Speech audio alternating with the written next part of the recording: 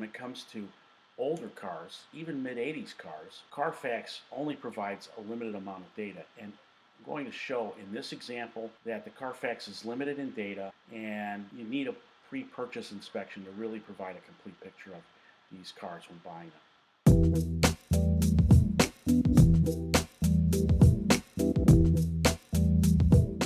Good morning and welcome back to the Guys with Rides YouTube channel. So I'm going to provide an update on our risky business 1985 Porsche 928 project. Haven't picked it up yet. We're looking at the second week in October. Still putting the details together on that.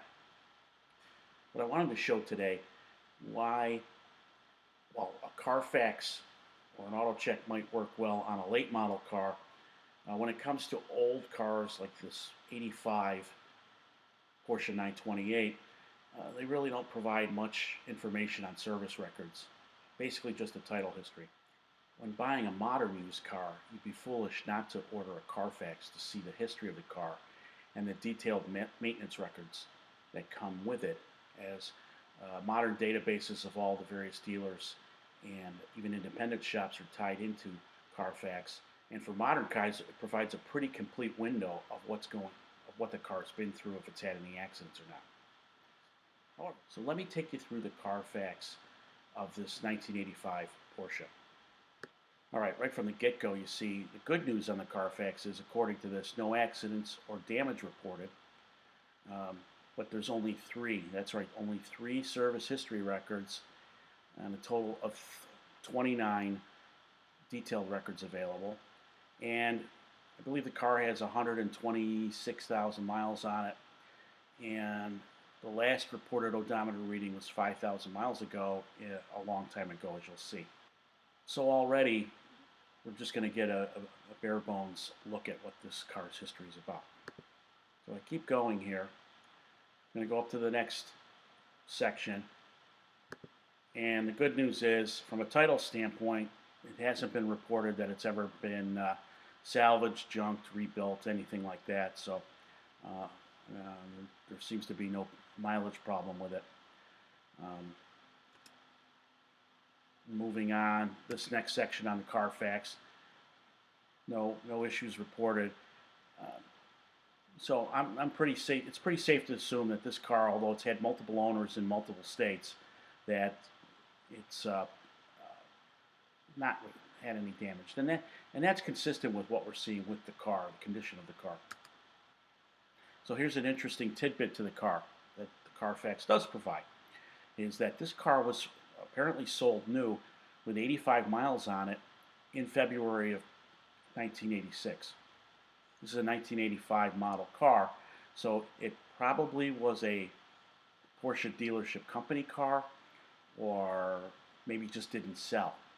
And I think it's ironic that we're calling the car risky business because if you know that movie, Tom Cruise was a teenage boy, a high school senior, based in Chicago, and here we are. This car is in a very affluent area of Chicago, Highland Park. And so anyway, I just thought it was funny. So cars purchased in 1986 for whatever reason.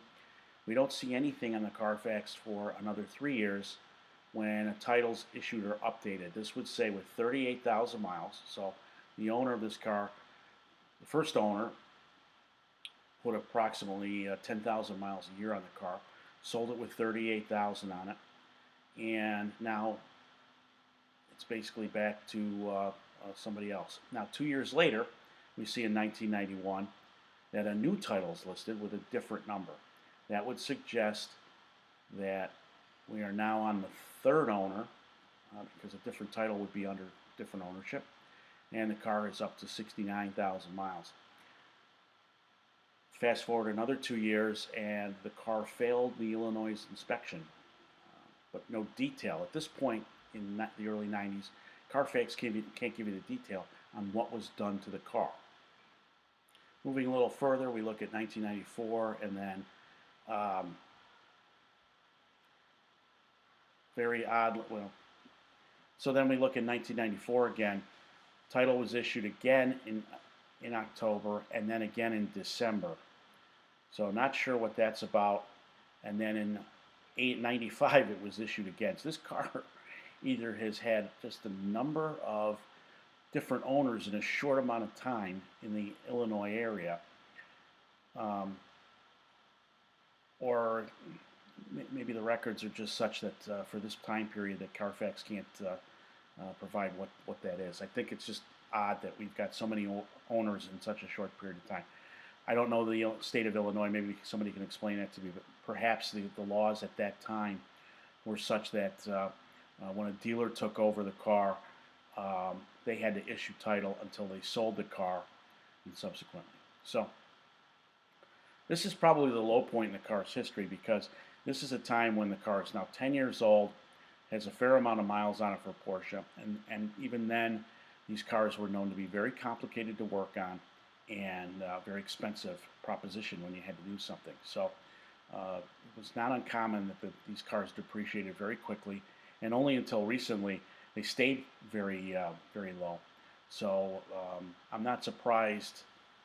Well, I'm surprised at how much it's changed hands according to the CarFax. I'm not surprised that we're seeing a lot of this. All right, so we keep going through the 90s, and now the car makes it in 1998. The car goes from Illinois to North Carolina. And now we see in October 1998, new title issue. Car has 84,000 miles on it. Seems to stay in North Carolina through, let's see here, gets another 10,000 miles, so about the next 4 or 5 years until we get to 2003, where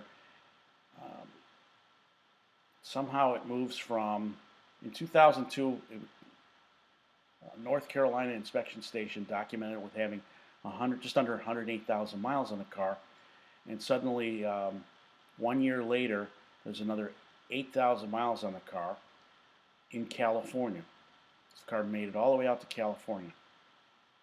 Then in October of that year, the car moved to Colorado, and that's where we pick up. So in 2003, the car is in Colorado. I'm assuming the owner, that suggests to me that the owner moved from California to Colorado at that point in time and just re-registered in the state. Fast forward 3 years now, and 2006, and suddenly we see the car's up to 121,723, and that's in a place called Compact Auto Repair in Pueblo, Colorado. Did do some vehicle service. So now we're getting into the point where CarFax is picking up data.